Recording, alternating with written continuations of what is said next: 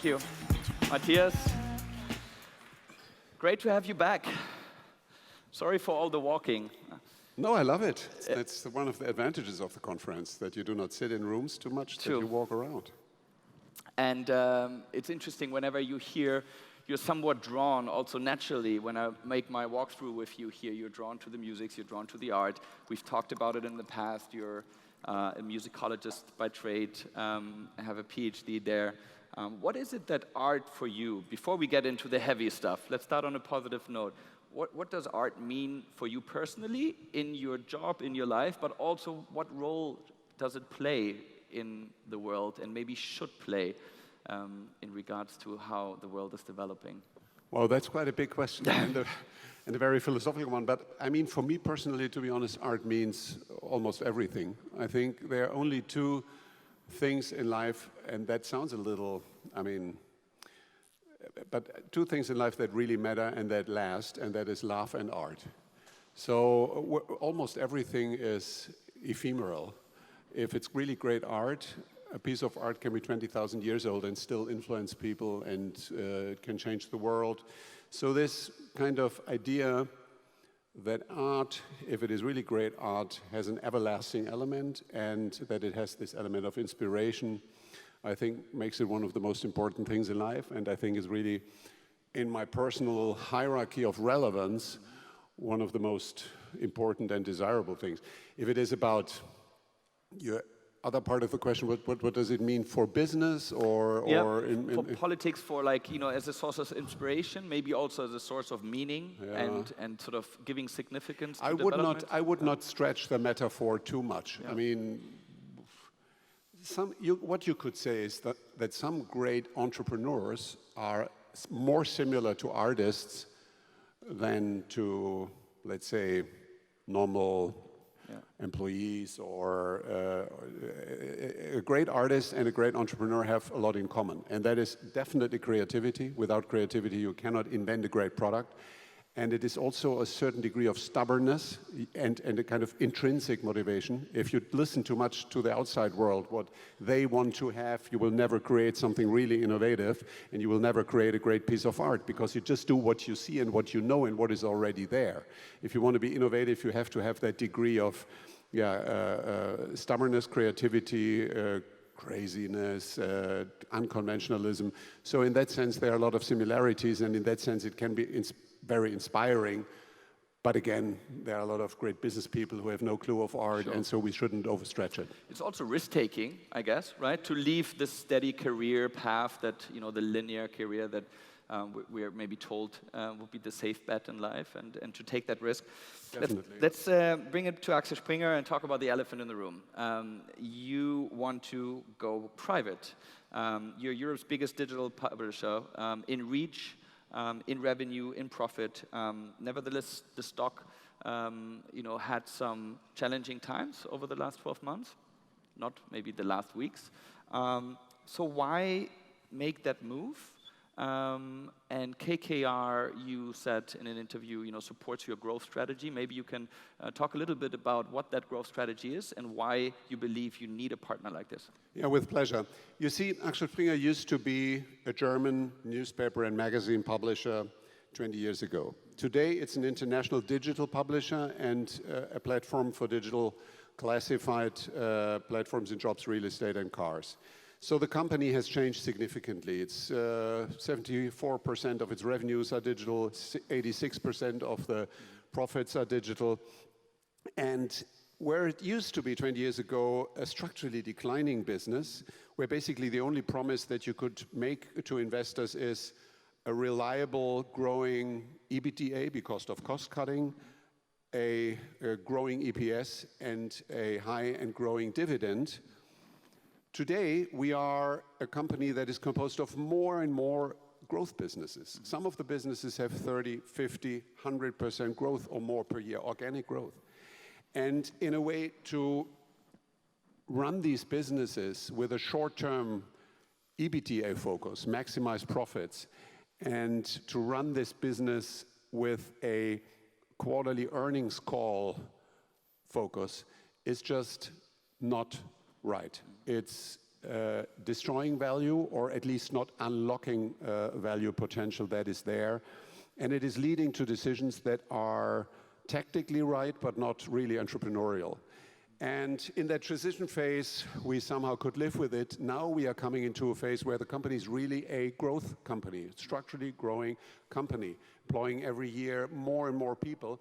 And we need investments. We have so many opportunities to drive businesses faster and bring them to a different scale if we just would dare to invest heavily. And we cannot dare because when we announced our annual profits of 2018, which was the highest profits in the history of the company, the highest margin in the history of the company, the highest growth in the history of the company. So record and record and record.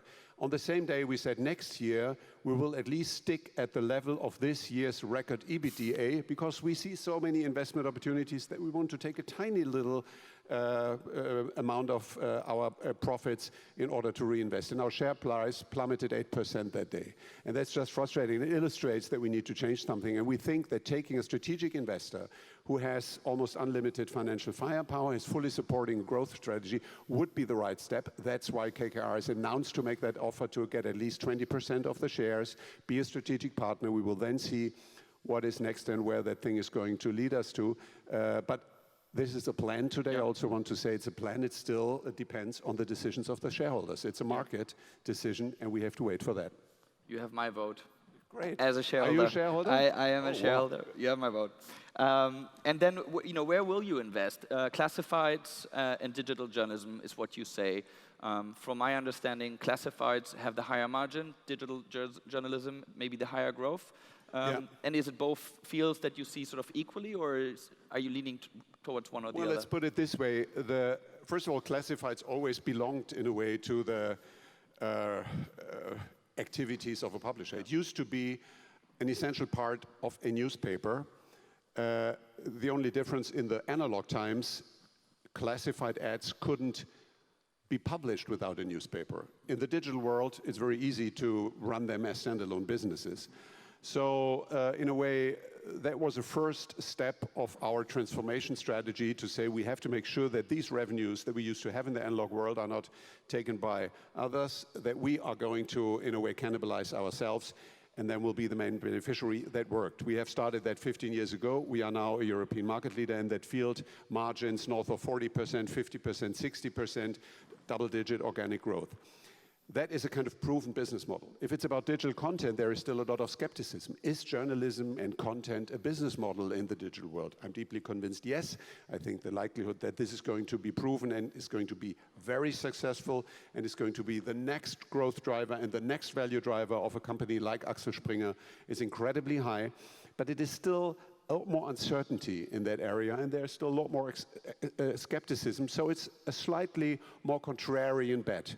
For me personally, it's absolutely on the same level of potential, and we are running these businesses at least with the same degree of passion. And historically, sort of the share, of digital in revenue and profit contribution, et cetera, has been rising, mostly though via acquisitions, correct? Why is it so hard to innovate as a company internally, and what steps are you taking? Yeah, that's a very good question. First of all, it is a question about the critical mass of people with the right skills and with the right mindset in order to achieve these goals and be real innovators in new businesses. And when we were a basically analog company,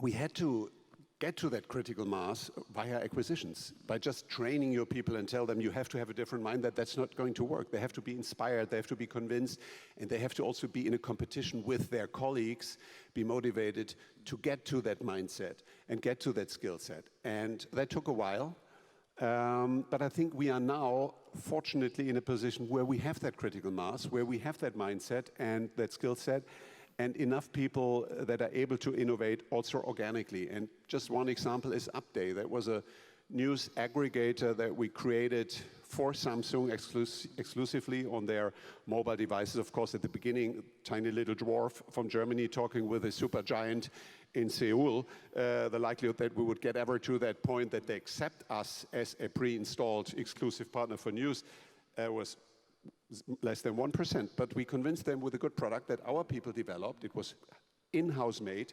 It's now Europe's biggest news app. It's profitable. It broke even last year.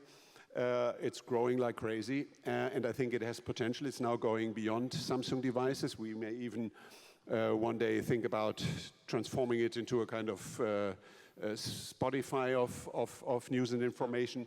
So I think that's a good example that it works today.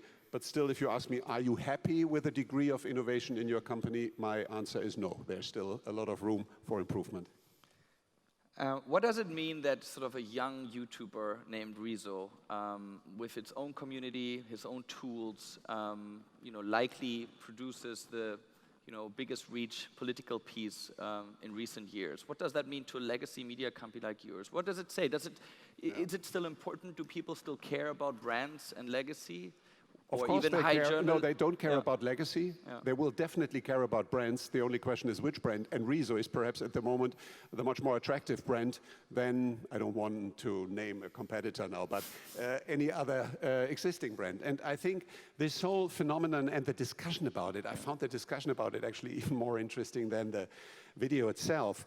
I mean, whether you agree with what Rizzo says and publishes and his view of the world, and whether it's a bit too simple here and there or whatever, doesn't matter.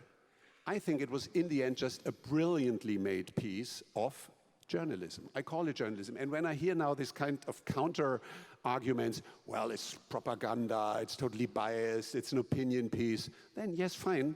But a commentary of 1 hour that reaches more than 15 million viewers is quite a successful thing, and is a commentary of a traditional journalist in a magazine or in a newspaper on a website. Is it less biased? Is it more objective? I doubt it. It just doesn't reach so many people. So I think that people should not react with that kind of hubris, saying, what is Rizzo doing here? This is not a journalist, this is not serious, this is biased. They should say, oh, what can we learn from that? How do we reach the mass audiences of today? How do we reach the young people? And I think aesthetically, it is highly inspiring. And this whole distinction of this is a journalist, this is a blogger, this is a publisher, this is a YouTuber, it's just ridiculous. Yeah? The bloggers of today are the publishing giants of the future, so we should embrace it and should get inspired by it. Let's speak about German tech scene and sort of the shape that it's in. It's maybe also telling that Rocket Internet, one of the biggest, if not the biggest internet investor in Germany, is now changing its constitution to doing real estate investments, saying that there's not enough ideas out there. We had the state minister here for digitalization who said we have to make the leap from a successful industrial nation to a digital nation, but without betraying our values. We strive for a value-based, ethical digitalization. Do you think with that approach, and looking at China and other markets that may take a more ruthless approach to technology innovation, will we be able to stick to that value-based German system, or will we be left behind? Well, I would prefer to talk about Europe, not about Germany, because it is really about Europe. Germany alone has absolutely no chance, forget about it. But a strong and united Europe, and united in diversity, I think has a tremendous opportunity. If we look to the situation today, it looks very bad. If you look to digital innovation, digital value creation, if you look to the competence with regard to shaping AI's future and using AI as a business tool and as a political tool, this is a question that is going to be decided between Silicon Valley and Beijing and Shanghai. And so Europe has not the slightest say at the moment. Although a lot of innovations and inventions and patents and good ideas are coming from Europe, but if it's about value creation, if it's about entrepreneurial success, forget about it. Why is that so? Because we have, on the one hand, quite homogeneous markets, big markets with one language, and in the case of China, even a totalitarian form of capitalism. So to compare China with America is already unfair, because America, whether you like the president or not, is still a democracy with certain rules, whereas in China, it's a totalitarian system where people get killed because they have a different opinion than the state. it has just nothing to do with the value set that we know of. And that is, in a way, creating in the short run a competitive advantage, because you just do, if it is also with regard to regulation of AI, you just do what serves the benefit of the state and the benefit of the greater China. So if you look at that, you could be very pessimistic. And Europe is lagging behind so much on all fronts. At the same time, I think globally the sensitivity for data, abused data, privacy, and the whole sensitivity for fairness, being a good player for the whole ecosystem and a valuable player with regard to sustainability and a contributor to maintain our planet or improve the state of our planet, I think is getting more and more important, and particularly for young people, highly motivating. And if you don't do that, you are less attractive.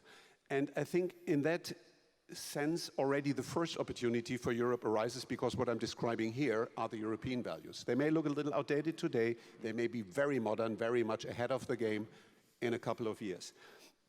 And then also, if it is about diversity, which is today a disadvantage because of all these different languages and cultures and traditions, I think the competition that comes from diversity is in the long run a lot more successful than homogeneous societies that are driven top down. So I think with these two factors, if we play our cards well, Europe has an opportunity to be backed in the game in, let's say, 10 years from now. That's an opportunity, and we should work on that, but it's definitely not a given. And maybe also one way to,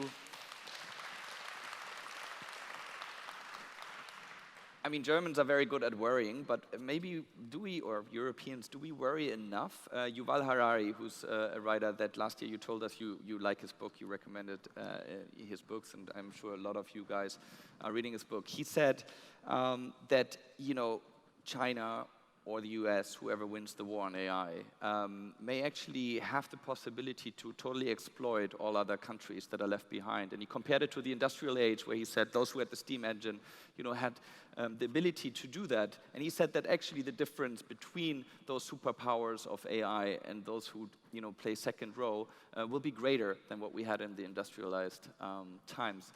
So is that something that, you know, actually worries you? Like on a long-term perspective, that maybe even, you know, our political system in Europe could be at risk? Well, first of all, it's pretty normal. What we have experienced over the last 20 years is one of the biggest shifts and changes in world history. It's definitely like another industrial revolution. It's accelerating everything. It's globalizing everything. And that there are new monopolies, new giants arising, and that they are taking advantage of their entrepreneurial opportunities, we shouldn't blame them for that.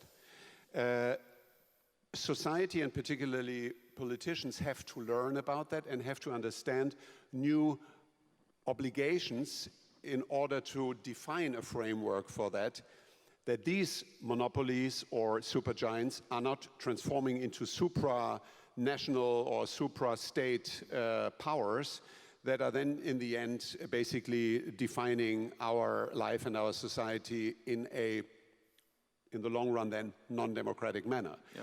This is a potential danger, but I deeply believe in the learning experiences of societies, and we see already the pendulum swinging slightly to the other direction. I mean, being it Cambridge Analytica, being it Putin's manipulation during the election campaign, being it the outcome in certain democracies from Brexit to Trump, phenomena like that, they have something to do with it. And that makes politicians all around the world more aware. I hope that it also makes them more competent. And this is my only worry. So in the long run, I'm actually pretty optimistic. In the midterm, I'm a little worried by the level of knowledge, if it is about the facts and figures and developments and driving factors of the digital economy, which is the economy of today and tomorrow. There is no other one. Yeah. I think we need more, simply more knowledge and more experts that take it really seriously, particularly if it is about AI. But hopefully that's going to come, and then I think these issues will be solved. It's a normal learning process. You've talked about weak leadership, sort of in the centrist governments in Europe before. Have you actually, on a little sidetrack, thought about running? No. No. No, seriously, I mean, I love what I do, and I think also running a company like Axel Springer can have an impact on our society and how things are developing. And I think I can contribute on that level more than I could as a politician, where I think probably after 1 week would have to resign. Let's talk about freedom of speech. Mark Zuckerberg, who you've had an online discussion with, very interesting. In case you guys haven't seen it, check it out. He argues that social media is a public square. You actually seem to share that sentiment in the sense that there shouldn't be censorship, when it comes to speech, only for illegal speech. But we just heard from Jack Dorsey, actually, that he changed his mind a little bit around it. He's now saying, I don't think we can be this neutral, passive platform anymore because of the threats of violence, because of doxing, because of troll armies intending to silence someone, especially more marginalized members of society.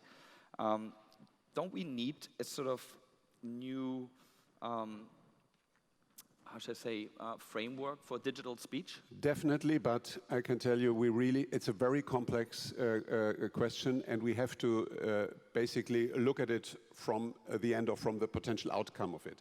Of course, it sounds very wise and right to say a company like Facebook has to take responsibility for the content that they are distributing, and it cannot happen that everything is distributed on Facebook, and they need editors, they need to curate, they need to decide, and they need to take responsibility. It sounds nice, but I think the outcome is going to be horrible, because what is happening then is that a company like Facebook with 2.5 billion users worldwide is defining which news is good, which is bad, which is right, which is wrong, which should be distributed, which is going to reach whom. This is a super monopoly of information and also manipulation. And this cannot be in the hands of one company. So if that's the case, if we really have that approach, Facebook is already a publisher, has to take that curational responsibility, then we have to break it up. There is absolutely no alternative to it. And that is not only true for Facebook, that then also would be true for Amazon. To a certain degree, it can also apply for other companies. However, I would have a different position here. I'd say if they can really prove that they are a neutral tool of distribution of information that other people take responsibility for, and if they, in a very reliable manner, detect which information comes from whom, that they, in a reliable manner, help the prosecutor to find the source who distributed something illegally, then I think they can continue, or it can still be part of a healthy ecosystem. But if we mix that up, so, I mean, why not starting with the obvious things? We are saying they have to have editorial teams to decide. Why wouldn't we simply say they have to make sure that there is no anonymous posting? Yeah. I mean, they're saying it's technically not possible. I doubt it. I think sooner or later there will be a possibility. There are rumors that there are up to 700 million fake accounts. I think that's the real problem, because that is leading to the disinformation. So I would start with that and then take it step by step, and then we have to see how the system is going to develop. But again, if Facebook becomes a publisher, that's a nightmare. George Orwell was a very harmless prelude. I mean, I guess the self-help groups, there's certain groups that require anonymity. But I would tend to agree that probably the benefits outweigh the disadvantages. But when it comes to Facebook sort of curating, in a way, isn't it even an algorithmic question? Because Facebook is already curating, and fake news have existed forever, and it only became a problem because now we have behavioral targeting that can feed information just in such an effective manner. Do we need to think about, regulating the actual EdgeRank algorithm and the way that behavioral targeting can happen, especially given the sense that our data is becoming more and more with sensors and with AI and genetic sequencing and tiny cameras everywhere. Our data is becoming more and more intimate. You are right in several aspects. I mean, first of all, the algorithm is, of course, not neutral, and algorithms are programmed by people. So to pretend that an algorithm is neutral and has no judgment is already wrong and misleading.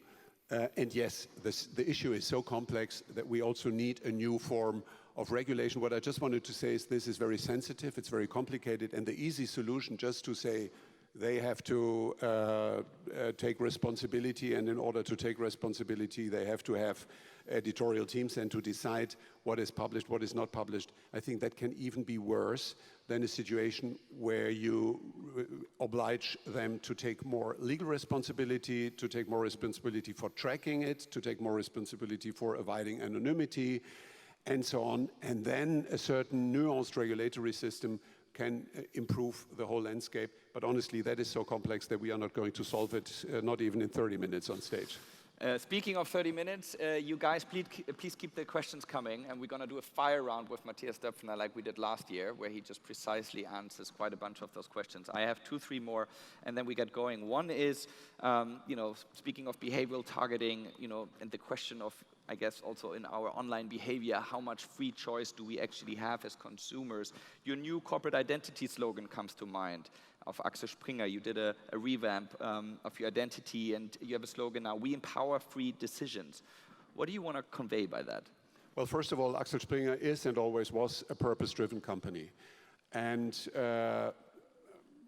by the way, not only that we have quite a long track record if it is about sustainability, which is a topic that seems to be the motivator of the moment. We were the first company in the early 90s that had a sustainability audit report, and where people protested in front of the building because we were asking the paper producers to be more transparent where the wood comes from and what they do to replant forests and so on and so on.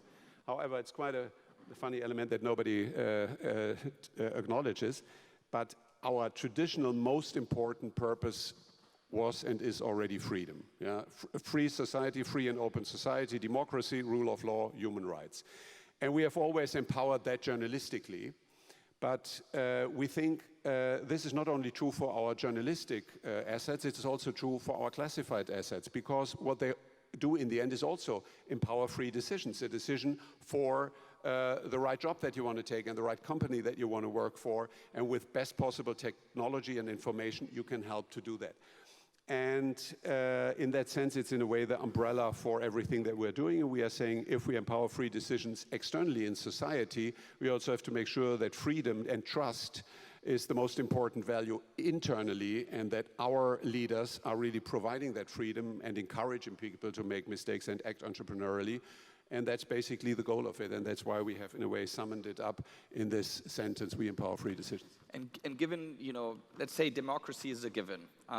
It's not a given, you have to fight for it every day. It's just for the purpose of this question, you're totally right. For the purpose of this question, so democracy is a given. What about our economic and social system?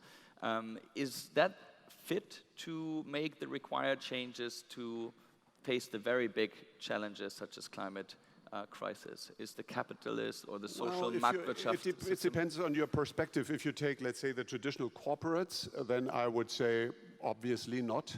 If you take all the new startups and ideas and projects of founders, then I think the sum of it and the changes that are happening and the disruption that is happening and that new brands are taking over and old brands are disappearing, I think it shows that it is still a healthy and kind of very meritocracy-driven model. So I would be optimistic that in the long run we are coping with the challenges. The only question is whether the speed of problem creation is slower than the speed of problem solving. And if we make sure that we have faster, more ideas to solve the problem, whether it's about climate change or other issues, then we accelerate or create new problems, then I think the world is getting better and better every day. If that relationship is changing and suddenly problem creation is getting out of control and is faster than problem solving, then it's getting difficult. Love that rational answer. And I guess technology must be a contributor here. I mean, that increases our ability to solve problems. Absolutely, and particularly if it is about climate change and sustainability. Yeah. I think what AI can do in order to discover challenges and monitor data and with that also react faster to the developments, but also to find solutions to really solve it or improve it, I think that's actually very reassuring. Great. Let's get to the questions. Last time, I don't know if you want to choose them yourself. Well, I read them. If everybody is clickbait morally justifiable, it depends on how you define clickbait. If clickbait is to have the best headline, the catchiest words, in a way, I wouldn't damn it morally. I think it is highly justifiable. It's totally human, and in a way, journalism has always tried to do that. Let's be honest. If clickbaiting is misleading people and pretending to deliver something that is not delivered then in the content, then it is not justifiable, and I think it's also not smart, because in the long run, you will just lose your users, your clients. You said you'd like to make Spotify of news. Could you tell us more? Well, first of all, it wasn't an announcement. It was a kind of brainstorming idea. It was just showing the potential of a product like Update. But I think the idea is in a way very obvious, and it's also reflected in the fact that, for example, Apple is now trying to achieve something also with paid content and with aggregation of content. And I think we are in the middle of that game. We are having a product that is at the moment with more than 5 minutes average time spent, generating a time spent that is way, way longer than Flipboard or Apple News or other comparable offerings. So why not moving that step by step into that direction? Why is that, by the way? Do you think it's the quality of the news, of the curation? I think it's the combination, it's the combination of Update is based on this idea of need to know and want to know. So you configure with the algorithm what you want to know. You are interested in sports, and here particularly in soccer, and here particularly in Eintracht Frankfurt. Then you get what you want to know. But since there are some events that you just should know, that you need to know, like the President of the United States is retiring or is impeached, I think you should know. A lot of people. You heard it here first, by the way. But, well, this is an announcement. No, it's a I don't know, a dream or a vision or whatever. No. This is, I think, delivered by an editorial team. So we have, in a way, the human factor and the machine factor, and we combine it, and I think that is quite compelling. And in contrast to a product that is only algorithm-driven, simply the more attractive proposal. Mm-hmm. I want news in my, you mentioned privacy in the context of values and disadvantage of Europe. Where do you see privacy regulations like GDPR as an opportunity? Well, very simply. I think a serious customer-oriented data policy, in the sense that you create total transparency what really happens with the data, that you provide really the free will of the user what to deliver and what to be used. And if you do it in general in a very fair manner, in a manner that is in the long run optimal for the user, then I think it's also going to be optimal for the producer or for the company and for the business. And I'm for quite some time deeply convinced that sensitivity with regard to privacy is in the midterm going to be a big competitive advantage. Companies that are doing that will be very popular. Like Apple?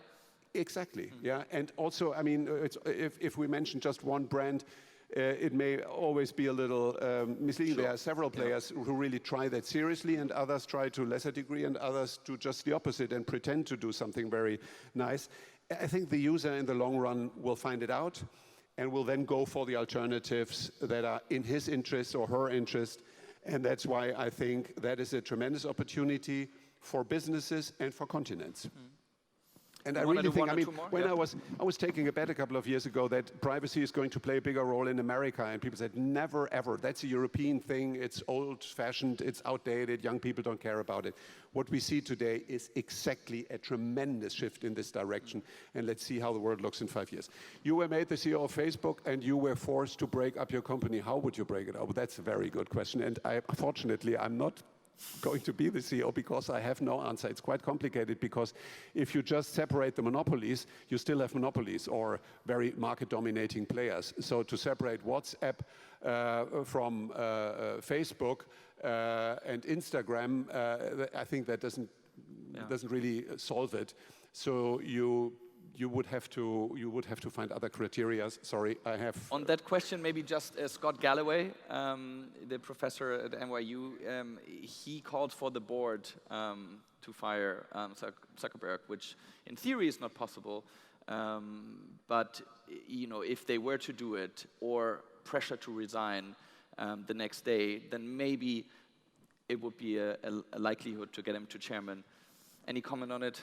To get to Zuckerberg to get to chairman. Like, this is his. He always called for it because people say, well, nobody can fire Mark Zuckerberg because he owns the majority of the voting shares. And he says, well, but if the entire board would call for it, he would either have to do that, or he would have to, as he calls it, go full sensei and fire the entire board the next day, which is an unlikely move.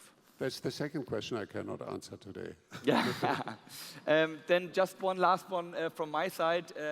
Just always interesting when we have people like you, top managers with a lot of responsibility and a lot of history also in building companies.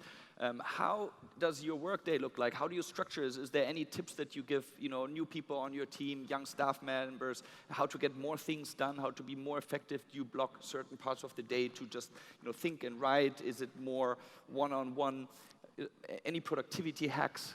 Yeah, I used to know a guy who was many years ago the editor-in-chief of a business magazine in Germany, and he was a super intellectual guy. And I will never forget when I tried to call him on the phone, and his secretary said, "Sorry, I cannot connect you because he is thinking." Yeah, so I found that a wonderful excuse, that you cannot take a phone call because you are thinking. In my case, I think while I talk or while I meet people. I meet a lot of people every day. I find it very inspiring to have in a very short frequency meetings, individual one-on-one meetings or group meetings. And this interaction with people is for me the most fulfilling thing, to get inspired by other people, but also to throw in some ideas and then see that some people take it up and make them their own ideas and work on that and so on. That is really, I think, the fun part of my business, but there is no recipe, honestly. If I may share one story that you said at a private dinner that I was fortunate enough to attend, that you invited to, where you said, how your boss told you once, I think at Gruner & Jahr, how to treat sort of your family members as if they were your. I thought that was a wonderful story that I actually trying to commit to myself. Yeah, it is. It sounds a bit ridiculous, but the guy, the then CEO of Gruner & Jahr, told me, one very important rule of your long-term success, business-wise and in your private life, is you always should treat your wife or your partner as your best customer. As you treat your best customer. And I thought, what a cynical statement. Yeah, it's really terrible that he compares the love for a wife or for a partner, for a man, with a business thing, with a client. How terrible. So I asked him, why? How can you say this? And he said, it's actually very simple. If your best customer calls you in the middle of a meeting, you take the phone and said, "Oh, how nice to talk to you. What can I do for you? Oh, well, how are you doing? Yes, of course we can solve that with pleasure. I'm coming." You are very nice. If your husband or your wife is calling you, say, "Sorry, I'm in a meeting. Can you call later? I really have no time." So take your best customer behavior as a role model for your private life. Unfortunately, I did not always stick to that rule. Thank you very much. Thanks, Matthias.